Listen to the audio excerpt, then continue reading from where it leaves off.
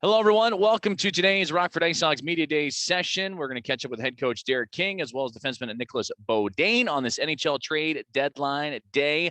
IceHogs getting ready to take on the Iowa Wild tomorrow, and then the Chicago Wolves will be at the BMO on Saturday. And Coach, I'll lead off with that first part a little bit. It is NHL trade deadline day. I know in previous seasons, it's always a unique day. People keeping their phones maybe close by or closer than usual, but it's been a different kind of year for you and the Rockford IceHogs. What does a day like today feel like, and how are you managing it?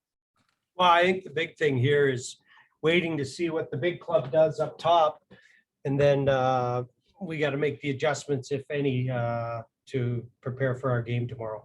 I mean, it's easy if they make some moves and we don't play till the weekend, but we got a game tomorrow to be ready, get ready for it. So, we'll see what happens. Now, I know you got a wealth of roster players to pick from. Yeah. You kind of teased one right there. You did see a move last week, Thursday. Lucas Carlson was a part of a deal between the Blackhawks and the Florida Panthers. What did a deal like that do for you in terms of moving pieces around? I know he wasn't like a full-time IceHogs guy, but still, change had to be made. Yeah, and the only, it's, you hate to see guys go. We had Carly here for a bit, and he's a good person. I wished him all the luck, but the only good thing about him leaving is it opens up a spot for our young guys to get in and play consistently. So, but other than that, we're just kind of sitting. I got to keep my phone here alive, and if I get a phone call, maybe somebody can't go on the trip tomorrow, or somebody's got to sit out, or they need guys for the taxi squad. Who knows? But I'll keep it my phone on, and I'll be ready to go. Well, and I was going to say, too, it probably feels like a normal day for you just with the amount of changes that you've had to deal with the last couple of months. So mixing a trade deadline day, and it's another day at the office for Derek King. Yeah, I think every day here is a trade deadline kind of atmosphere where you never know if they need somebody gets hurt, they need somebody else for the taxi squad, or guys are coming down to play. But we adjust fine. Me and Anders are on the, we got our pulse on it. So, so far, touch wood, we've been doing a pretty good job with it.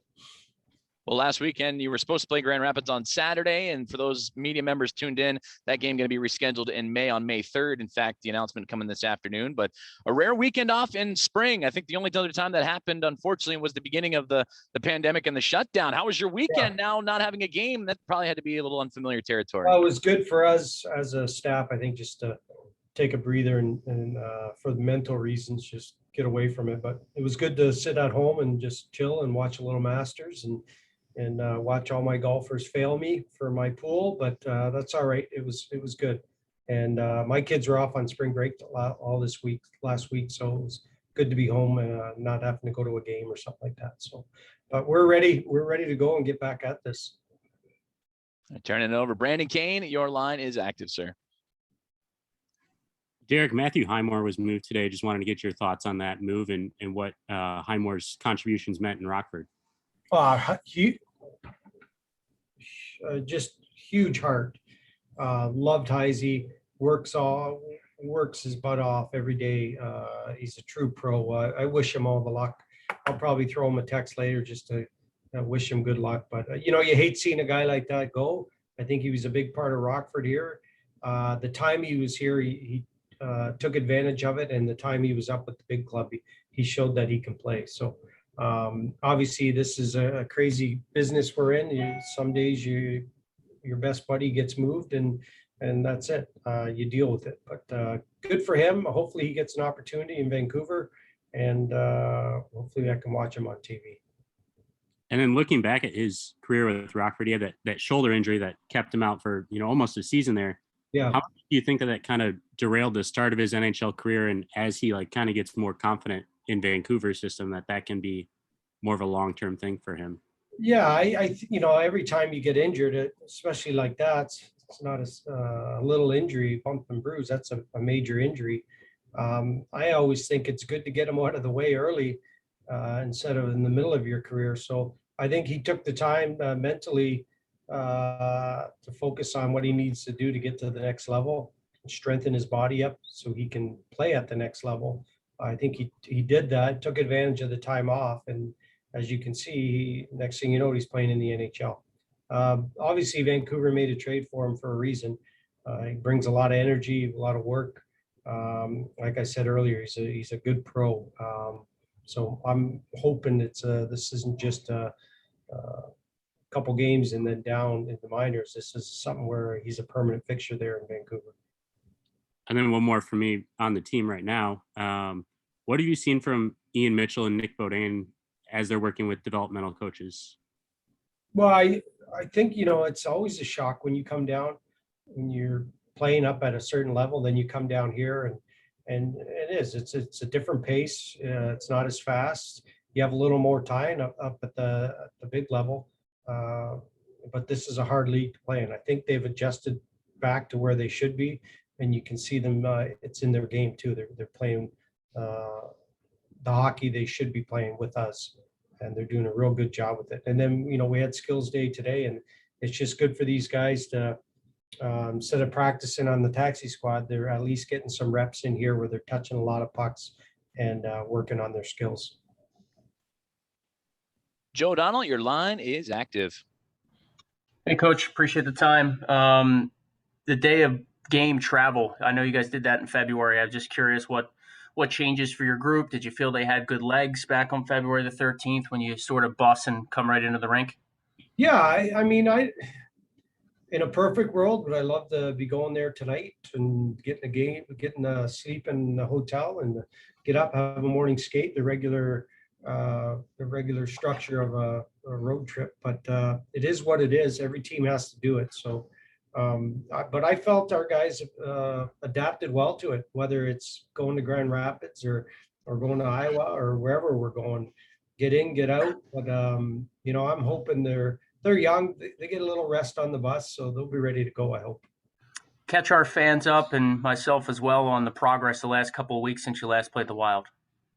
Why, our lineup changes so much from the first game we play to the last game we play it. But I think our team is just we're learning to play as a team and we're learning to compete. I think we're winning some battles now that we were losing earlier on when we played you. But they're close matches. I think both teams are kind of in the same boat. They have some good players and they got some players that are learning also. So it'll be interesting to see how we start the game, and we'll see what Iowa brings for us. Having the weekend off, it's an unusual amount of time for the players to be off with no game situations. Rest versus rust, and how usually, I guess, what would it take for a player to kind of get into tomorrow night's game quickly? Well, I think the big thing is just to manage our game right off the bat. We don't need to force any plays. We got to play a simple road game. Get pucks out as quick as we can and get pucks in as quick as we can. And then we go to work, and just stick with our program, stick with the structure that we need to how we need to play to win hockey games. If we do that, we have a good chance. How about Josiah Slavin? He's been a big surprise. We saw a scouting report on him. I knew him from prospect camps, but you've never seen him play until I saw some video on him. And you just hope the video you see when he's playing in school, that he brings that same, same game to the AHL. And he has big body, strong on pucks, goes to the net, a simple player. And so far I like him. Thank you, Coach. Yep. Greg Boyson, your line is active. Coach, you guys have matched up well against Iowa this season, had some success against them. They kind of got a different look now than they had the last time you saw them. Mayhew's back, proving why he won the MVP last year. Addison's been hitting his stride, and they added Matt Boldy, who looks as good as advertised. Does that change your game plan, or you just worry about yourselves, and if you guys do what you do, it doesn't matter who's out there for them? Well, I didn't need to know all of how good they are now but no, we just stick with our program. I mean, we got a different lineup too from the Chicago game.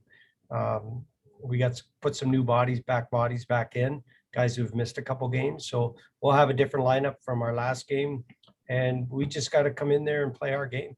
Guys have to work on it. They got to learn how to play, like we talked about with Joe there, with coming off the bus, getting ready, making sure you're ready to play when the puck drops. So like I said, they got some good players. So do we. We just have to continue battling for pucks and playing our structure, and we'll see how it turns out.